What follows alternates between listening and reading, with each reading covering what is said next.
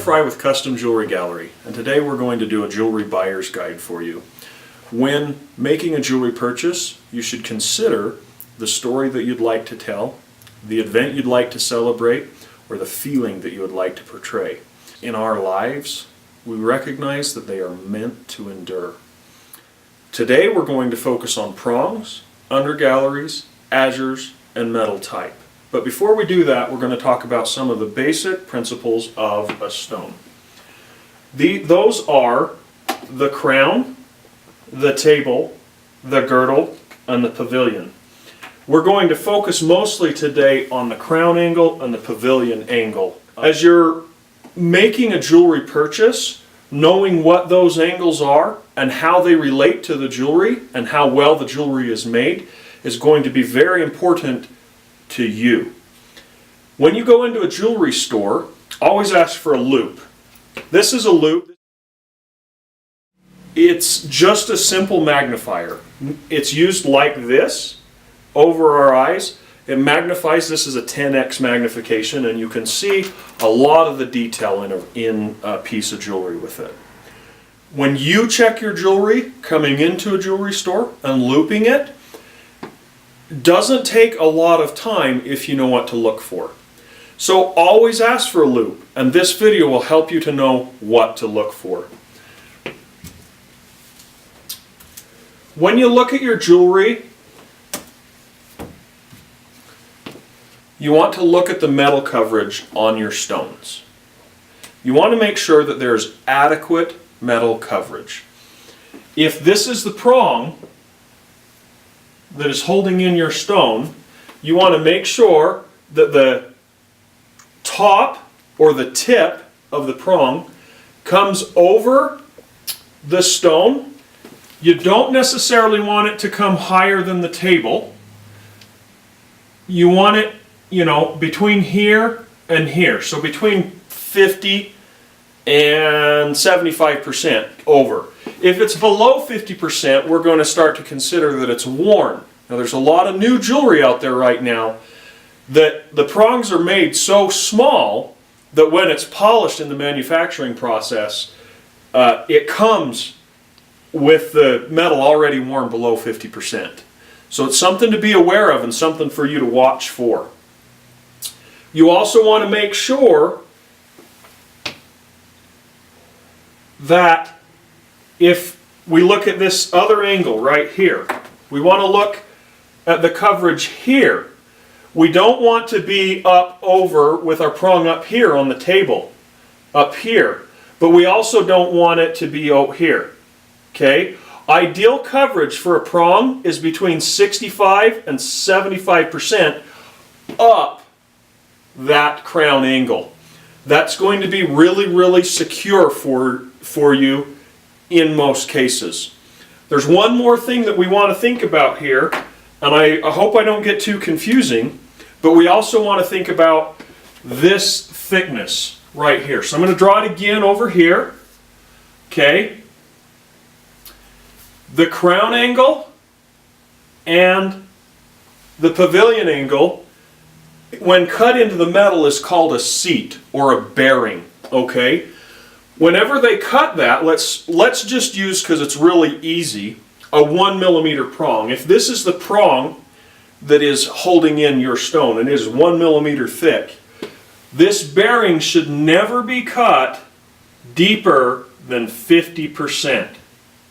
If it's cut too deep, then we can get into this area right here, and you start to think about the amount of metal that's here, and it's really, really small. Now, if as you're wearing your jewelry, you have a lift on that prong, and this becomes something that snags, there's nothing here that's going to just fold back and suddenly your stone isn't held securely. As you're checking these principles on the stones, don't just check them on your center stones. Also check them if this is the center stone and there's side stones. These are called the shoulders over here. So we want to also check them on any stones that come down the shoulders. Right now, micropave, or what is considered micropave, is very, very popular, which means a whole bunch of little teeny tiny stones set. As you think about your jewelry purchase. If I quickly draw one stone, if I have two prongs, that's simple enough to understand. If I have four prongs, that's simple enough to understand. Now, if I were to add another stone, and another stone, and another stone, each stone that I add, I either multiply by 2 or 4 prongs. If I have 100 stones in a piece, that means if there's 4 prongs on each stone, that I have 400 prongs. That also means that those prongs are very, very tiny. Consider going with a bit larger stones, and therefore you have fewer in the piece. This is going to benefit you in several ways. There's going to allow for better, more adequate stone coverage. If this stone was this size, and I drew even smaller prongs, but still, I've covered a whole bunch of the stone. So I'm not going to get a whole bunch of life and vibrance out of that stone. Also, if I go with smaller prongs, then they're going to wear out a lot faster. So by going with a little bit larger stone, I can get adequate metal coverage, I can get adequate vibrance and brilliance out of the stone throughout the life of the piece.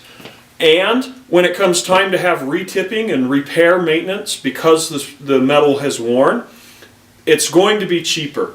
There's going to be fewer tips that need to be redone, and therefore your cost is going to be less expensive. Also take the time to check the inside of the ring to make sure that it's not hollow. A hollow gallery, or this section, if this is where your stones are, from here to here, we talked about the shoulders a few minutes ago. The shoulders are a part of the shank. This section here is the gallery, and this section here is the shank. A hollow gallery isn't all bad if you can tell that it's structurally sound. A hollow shank is always bad. What that'll look like is you're looking on the inside of the piece. If I draw it flat, you'll see on the inside either a seam, or sometimes you'll see two kind of oval holes. Now those oval holes are a key indicator that it's hollow. Rings are hollowed out to save gold and to save weight, and it allows the vendor to sell a piece at a very, very low price point. Most of the time they're selling it for just a little bit less. The quality of the product is significantly lower. You want to try and make sure that you have a good, solid shank. It's like the foundation of your house. You want to make sure that it is firm. This is a situation where you want to understand that, and we're going to go into that in just a moment. As you check the inside of a ring, know that if a jeweler cared enough to take the time to make sure that it looked good on the inside, where most consumers aren't ever going to look, that he's going to have taken the time to do the very best possible job on the outside of the ring. For a channel set ring or an anniversary band, and I could show you some live pieces, but they're not coming into focus, so I'm just going to draw kind of what, I mean, you guys know what it is, but if this is the ring, the same basic principles apply. We want good metal coverage. We also want to make sure that the inside of the ring looks good. There are some key indicators on a channel set ring that you should be aware of. What we're going to talk about right now are called gallery wires. We talked about the gallery and the shank already, but let's talk about the gallery wires. If I draw that same ring from here, now imagine that we're looking at the inside of it. So we're looking at the bottom of the ring. There should be wires periodically. Sometimes there's what are called azures drilled, and we can do that right here. A hole like this would be considered an azure. Look at the distance in between these, okay? There should be one gallery wire or one azure for each stone. If I've got 4 stones up here, okay, then I need another gallery wire. I want one in between each stone. If I have that same 4 stones and I only have 2 gallery wires, I now have a weakened structurally weakened ring.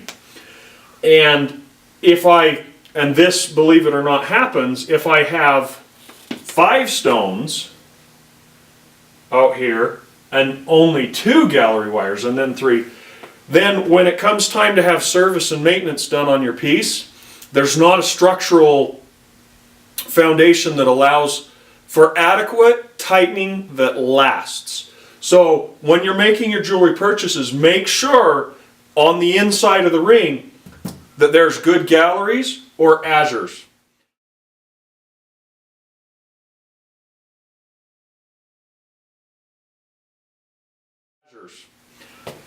Now, if the ring's solid on the inside, that's definitely better than 4 or 5 stones in between each gallery wire.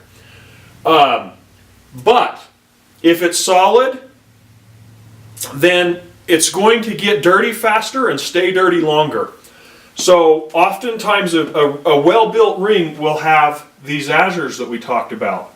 Azures are basically drilled directly under the pavilion of the stone, directly under the pavilion and the culet.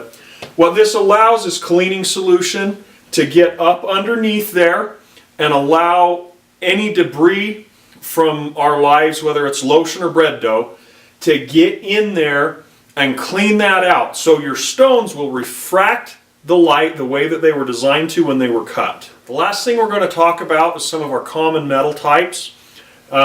This is something that you should always also check for when you're checking the inside of the ring. Common precious metal types are going to be 10 karat gold, 14 karat gold, 18 karat gold, 90, 10 platinum, 95, 5, or this is also marked this way sometimes, 950 platinum, and sterling, all marked STER or 925. Okay? These are common metal types that you want to check for on a hallmark, which is stamped on the inside of a ring. And this is going to tell you the quality of the metal that the piece is made with. We're going to go into this in another video. We'll go into more detail about the properties of each of these metals and why you would choose one over another one in different situations. Make sure that you see one of these things on the inside of the ring. Otherwise, you need to have it checked by a qualified professional to find out what metal it is. Oftentimes you'll see other markings. You might see like a 14K GF. That means that it is not 14 karat gold. That means that it's 14 karat gold filled. So when you're making your jewelry purchases, check for these on the inside of the ring too. Hopefully this makes it so you can make a wise decision when you're shopping for your jewelry. Thank you so much for taking the time to watch us.